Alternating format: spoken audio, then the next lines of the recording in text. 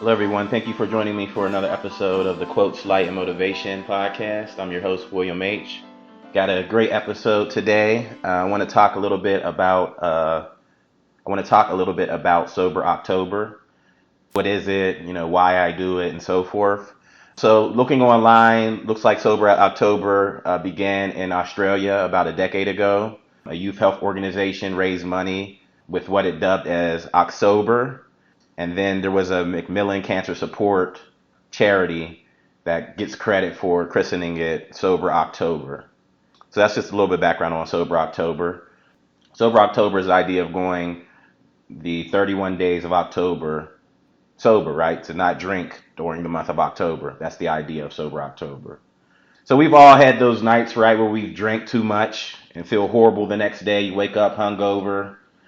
You got to drink a lot of water and eat something and so forth. And, we say never drinking again. You feel horrible.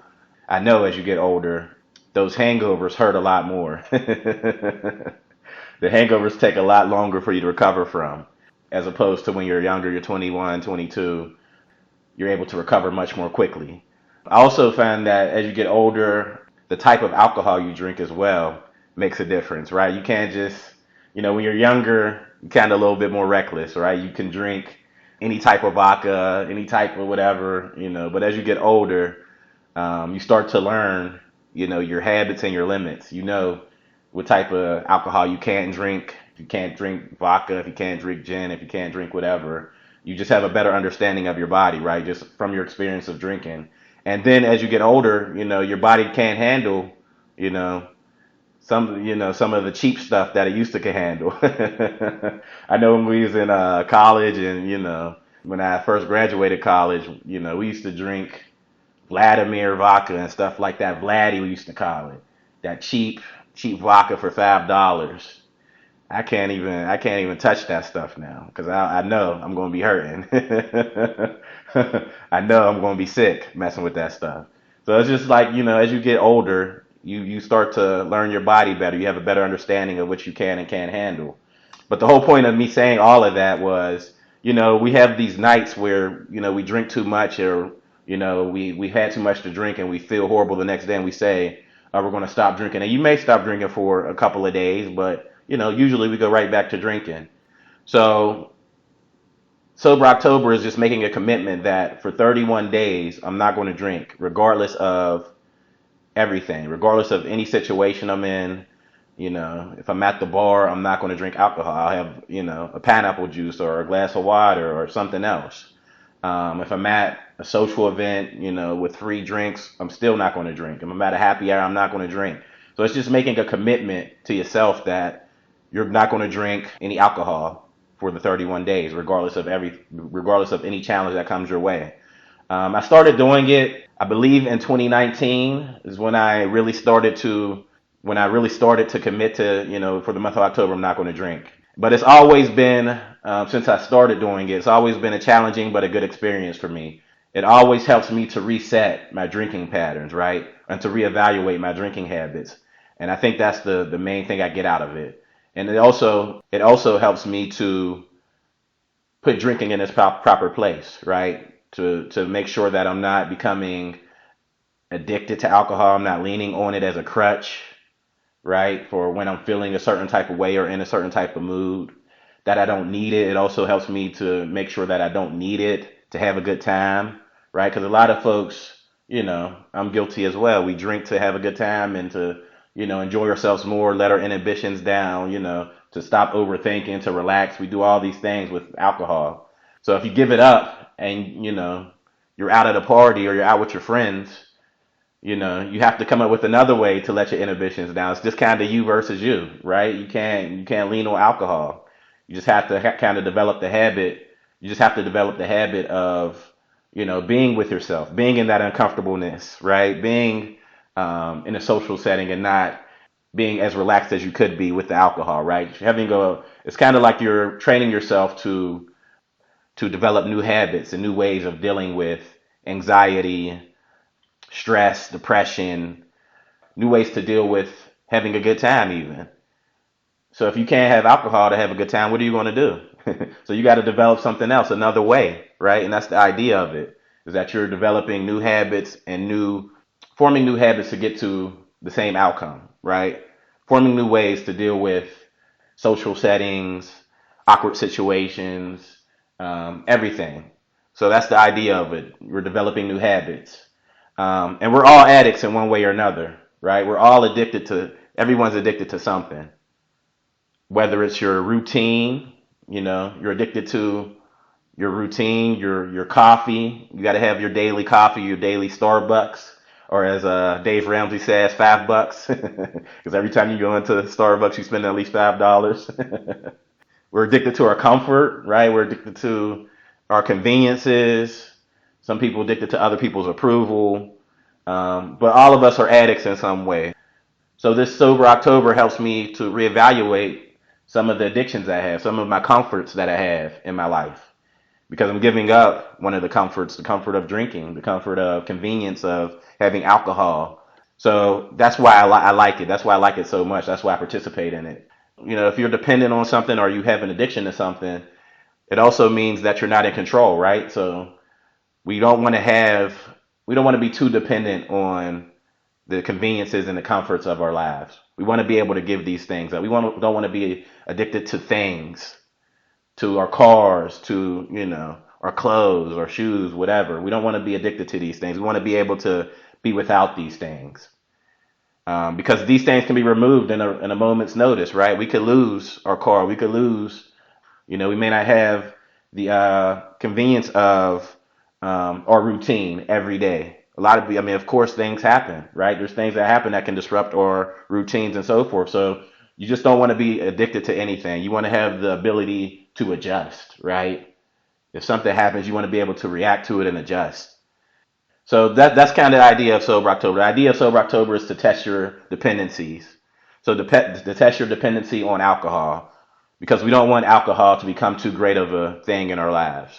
I know we all like to drink, we all like to have a good time, but we don't want to have it so that alcohol is such a great thing that we can't go 31 days without giving it up. So a lot of times it's funny when I share that I'm doing Sober October with family and friends. I get a myriad of reactions, right? I get people asking me, why am I doing it? What's the point? People say, I could never do that. I get all types of reactions. But I believe anyone can do it. I know anyone can do it. If you commit to it and you decide that you really want to do it and you're not going to be swayed by peer pressure, because that's what's going to happen to you. You're going to make the decision. I'll tell you exactly how it's going to happen. It's going to be, October 1st, and you've decided I'm not going to drink for 31 days. And then you're going to be peer pressure. You're going to be around friends and family, and they're going to be offering you drinks and offering to go out, and, and you got to have the discipline amidst all of that, all of those distractions and all the confusion and all the chaos. You got to have the discipline to not drink, and it's going to be uncomfortable. It's definitely going to be uncomfortable. So you got to decide ahead of time. You got to already train yourself, when someone offers me a drink, no, I'm not drinking this month. I know I'm not drinking right now, and you don't have to give them the whole spiel of I'm doing Sober October. I mean, everyone don't need to know that. It's just, I'm not drinking. I don't want to drink right now. I'm good. And it's funny when you turn down the drink, how people will act. It's funny the reaction you'll get. People be like, everything okay? They start to question, are you alcoholic? But yeah, all that's good. It's good to be, different. I feel like it's good to be committed to something, to not be swayed. So I think there's that's just preparing you if you want to participate in Sober October for what you're going to encounter. There's also, like I said, benefits of it. There's benefits of participating in Sober October. You're resetting your drinking patterns, as I said before. When you stop drinking for 31 days, after, when November 1st hits, you'll find yourself not in so much of a hurry to get a drink. As crazy as it sounds.